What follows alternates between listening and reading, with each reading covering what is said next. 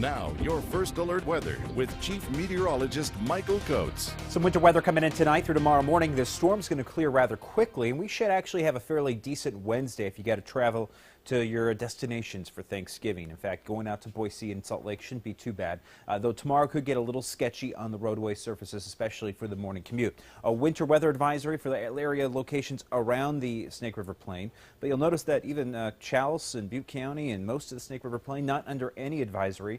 We have a winter storm warning for the mountains around Jackson Hole, but you can see for the valley itself, it's not under any advisory or warning.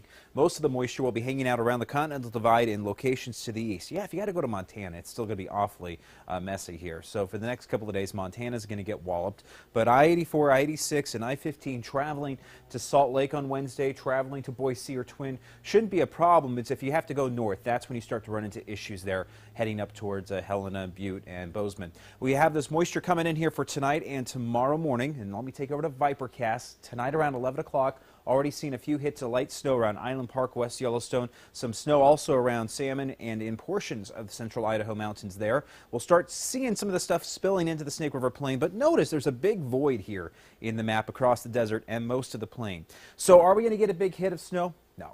If you go to the Eastern Highlands, yeah, we could get about 4 to 8 inches of snow. This is going to be a good mountain snowmaker, putting more snow up on the slopes there where we like to see it. But if you're going to be just cruising around the Snake River Plain or the lower elevations, not too much of a problem tomorrow. 4 o'clock tomorrow afternoon, we'll turn some of this moisture into rain, some scattered rain showers around the lower valley and the southeastern highlands as we go into Wednesday afternoon. Wednesday morning around 7 o'clock. If you got to go to Wyoming, it's a mess, but elsewhere, not too bad, except Montana. Then we get into Wednesday afternoon, we already start to clear out with some snow in Jackson and into the national parks. But getting into Thursday, Thanksgiving, passing clouds, and actually not bad for Thanksgiving. Just a little bit of snow here around the Continental Divide as we go through the holiday period there, and that also continues into Friday.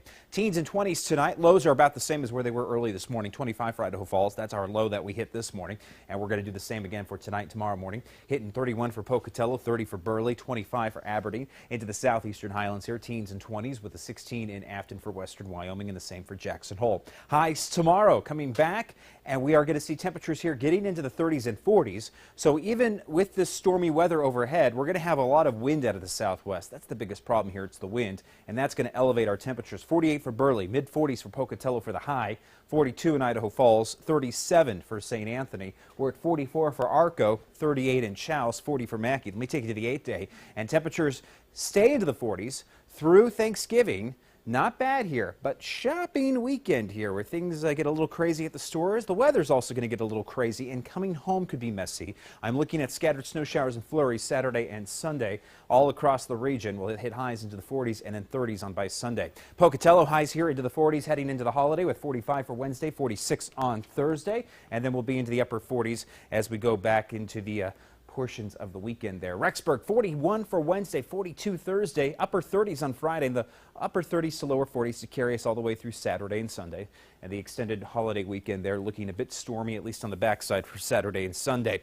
Blackfoot highs here mid 40s. It should be beautiful for Blackfoot for Thanksgiving. Carol will be happy. Lows into the 20s at night. We'll hit highs here into the mid 40s on Friday. Scattered snow and rain coming through here. So traveling home could be a bit slippery, so you might have to give yourself some extra time coming home from your Thanksgiving travels. 43 for Wednesday in Salmon. Salmon high of 38 for Thanksgiving Day, and again, I don't see much precipitation on Thursday itself. It's going to be cold, but you know what? It's temperatures in the 40s. That's nice, and that's normal. 38 for Jackson. That's warm for Thanksgiving.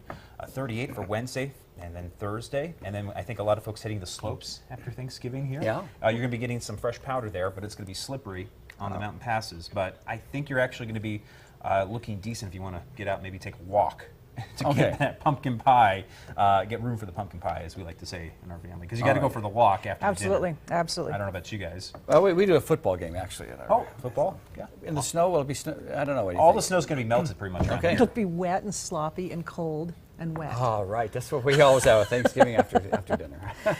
The White House has a new pastry chef. After the break, how this newly appointed chef is making White House history. But first, take a look at how the markets closed for the day, and we'll be right back.